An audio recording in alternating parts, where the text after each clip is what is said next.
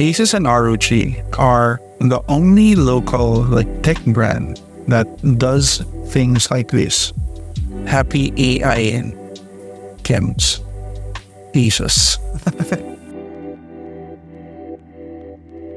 Hi guys, I'm Kevin Evangelista. Welcome to the channel, and today we're going to be unboxing a very exciting laptop for all you probably non-gamers but still looking to be at the bleeding edge of tech. We have here the new ASUS Copilot PC Vivobook S15. This is one of the new batch of Windows Copilot PCs that are running new hardware that's kind of optimized to work with AI, not just on the cloud or online, but offline. It's not running an x86 chipset from Intel or AMD. It's actually running a Qualcomm Snapdragon chip. Yeah, the same one that phone manufacturers put on their phones. But this chip is made for higher TDP, higher performance devices, so like laptops. It's pretty incredible. A little reminder, this video is not a full review yet. A full review from me will be released at a later date. But yeah, this is just an unboxing, like a first look. So yeah, let's unbox it. Comes in a very simple box. Pushing handle. Oh, it comes with one of those origami things again. Which is kind of like a laptop stand. You need to cut it to use it. So I'm probably not going to do it because this is a review unit and I have to send it back. Anyways, we have the laptop here in kind of like a wax bag. And we have a 90-watt charger. Okay. This is kind of like the same form factor as their 100-watt charger. So why not just give me a 100-watt charger? That's ASUS power cable here. Then we just have warranty and manual and quick start guide. Okay. Very bare bones. Nothing else inside the box apart from that origami thing. Anyways, that's just what you get in the box. I'm kind of used to ASUS and ROG laptops coming with a lot of stuff in the box. If you would remember, some of my unboxings of ROG laptops, they come with a headset, a mouse, 2 sets of chargers, one full fat bricks that does something crazy like 400 watts, and a little something like this, like 100-watt USB-C PD charger. Yeah, this is quite bare bones, ASUS. Just a laptop and just the charger. Probably helps keep the cost down. But yeah, this is the ASUS Vivobook S15. Do note that this is not a kosher unit. This is a review unit, so it has passed through some hands before mine. And unlike my hands, which are very gentle, some of them are quite rough with the product. That's why there are some scuffs and marks. Very simple laptop. This is aluminum, I think. It feels very cold and it feels kind of like sandblasted aluminum. Taking a tour around the body, you can see that it is very thin, less than 1.5 centimeters thin, and it is less than 1.5 kilograms of weight. Here on the right side, we have 2 USB 3.2 Gen 1 Type A ports, up to 5 gigabits per second. Then at the back, we don't have any ports, but the entirety of the back is just exhaust, which is very nice to see on laptops. Then at the other side, we have an HDMI. I think this is kind of special because this is an HDMI 2.1 TMDS. It is not as good as HDMI 2.1 FRL out, but I think this is more of a limitation of the processor and the GPU that is connected. It's not that ASUS kind of didn't want to give us an FRL out, because FRL out on HDMI 2.1 will do 8K 120 Hz, I think. But this one, I think, goes up to 4K 120 Hz. I'm not entirely sure. HDMI is, I don't know why they do this. HDMI is super confusing. If you're just breaking it out to a 1080p screen or even a 1440p screen, you can still be kind of safe up to 240 Hz on that 1440p screen. Then we have two USB 4s, which is really good, a micro SD card reader, and a unified 3.5mm audio jack. The vents here are pretty solid, I guess.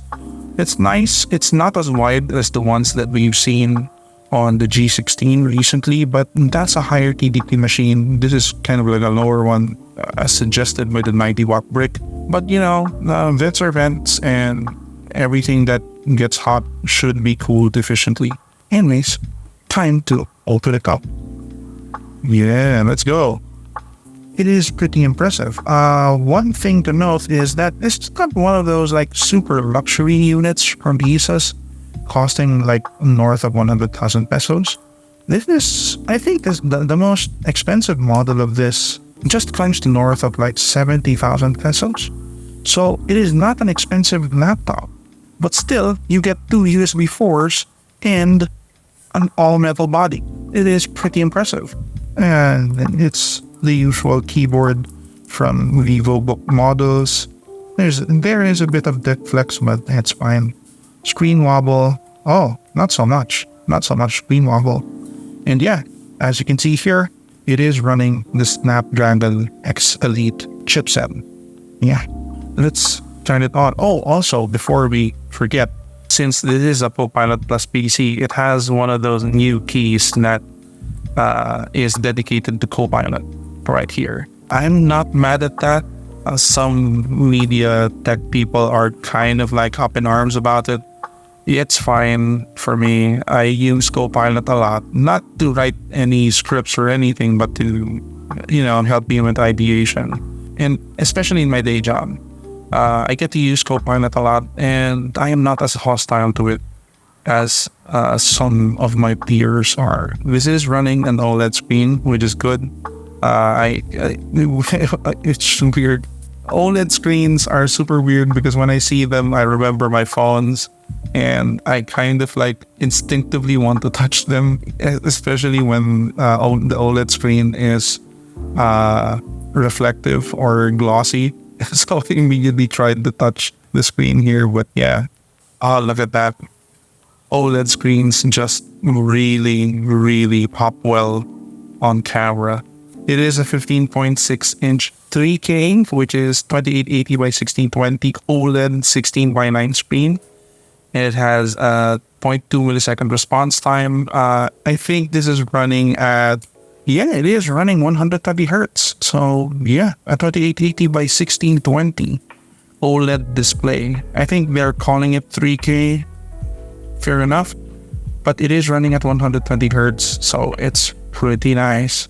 All right, with any laptop feature, we're first going to start with specs check.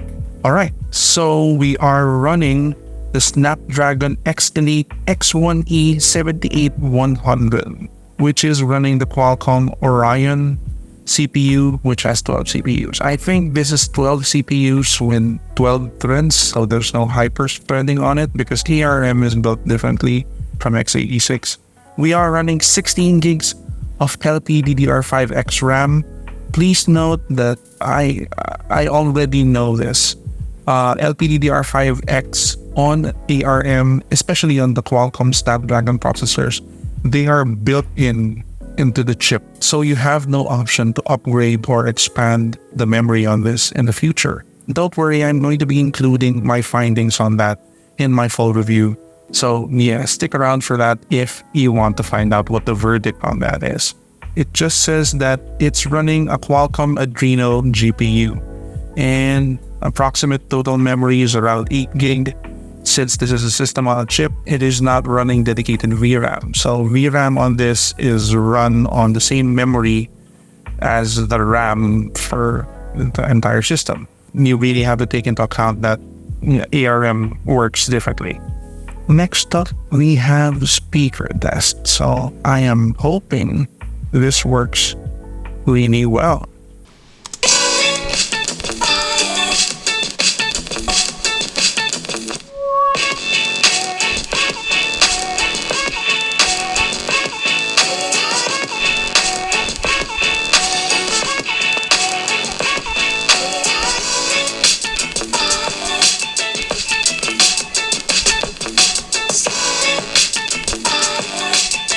All right. I think that's enough. I have heard enough. It sounds okay. I think a bit better than okay, but it's not like super like groundbreaking good. It sounds a bit thin. I'm lacking a bit of bass on here.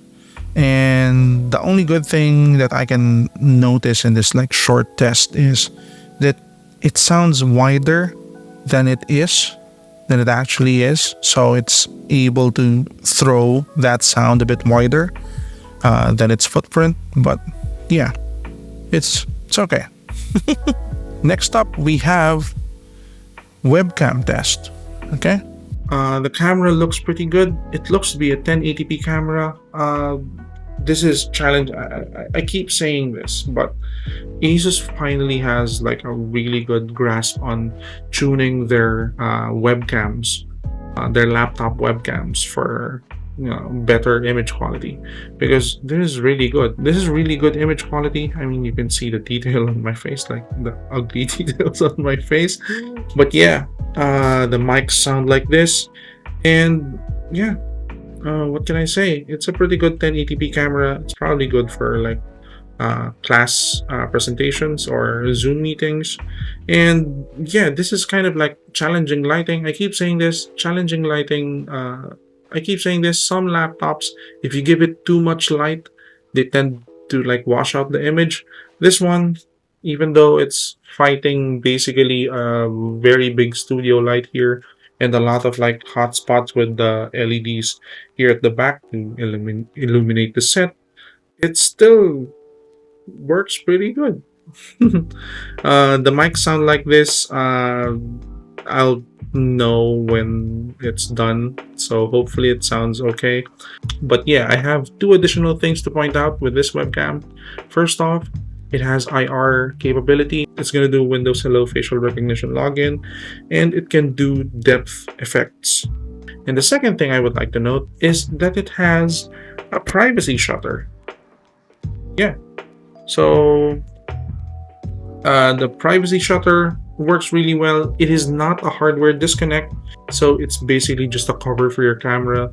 But having like a regular like shutter here works as well. It's mostly for privacy and security purposes. So if you're afraid like people are spying on you through your camera, you can keep it closed at all times and just open it when you actually need to use your webcam. Why do I like it to be a hardware disconnect? Meaning, if you press a button or if you toggle that shutter, it actually physically disconnects your webcam and your mic from your system. I like that because in some cases, even though bad actors like hackers and stuff are not accessing your webcam, they can access your mic and record you and record your environment or your conversations with people through the mics of the laptop. And this laptop has, I think, 4 mics in total. So yeah, a hardware disconnect just removes the webcam and the mic entirely from the system, and I would always prefer that because that is much more reliable security that you have control over than just a shutter for the webcam. Anyways, this is still really good. It's good that you included this, ASUS. Good job. Alright, since this is not a gaming laptop, I will not be doing any gaming on it. But there is one thing that I would like to test, which is Cocreator. Yeah, as you can see here, I opened up Paint and you sketch it, Cocreator makes it. Unleash the artist in you by creating stunning artwork in near real time with Cocreator. Yeah, so we're going to draw a little something here. I am an artist. I graduated with a degree in fine arts and design, but I am not using a pen. I'm just using my fingers and kind of like a trackpad now. So please forgive me if this looks a bit weird. But yeah, we're going to draw a little shrimp because my daughter likes shrimps.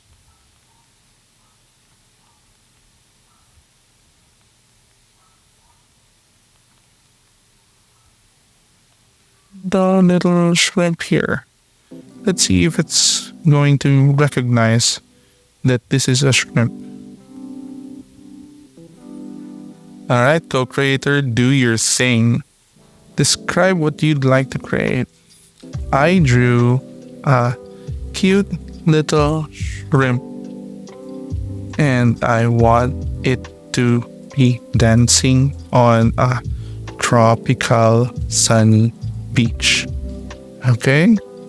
Style, I would like it to be an oil painting style. Alright, Cocreator, let's go. Oh, we're seeing a result here. Cocreator, that's not what I drew. So let me draw the beach here. I'm much more used to this on the Samsung. Like I recently changed phones and it had like the Samsung AI draw thing, and we've been my daughter and I have been playing with it a lot.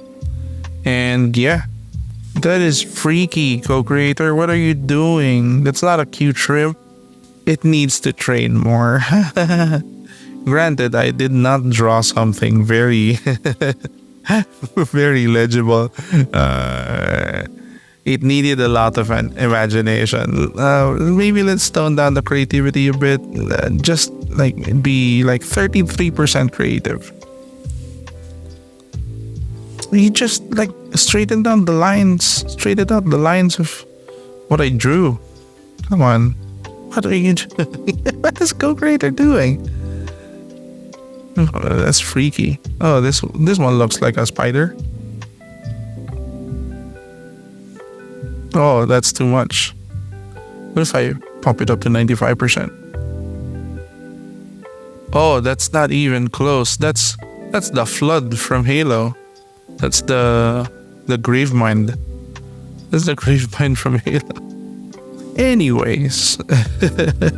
Yeah, this is not a gaming laptop. I will not be doing any gaming tests on it for now. But in the full review, I will be including some tests for some games because, you know, a lot of games are made on x86 and they have to be ported or emulated on ARM just for them to work.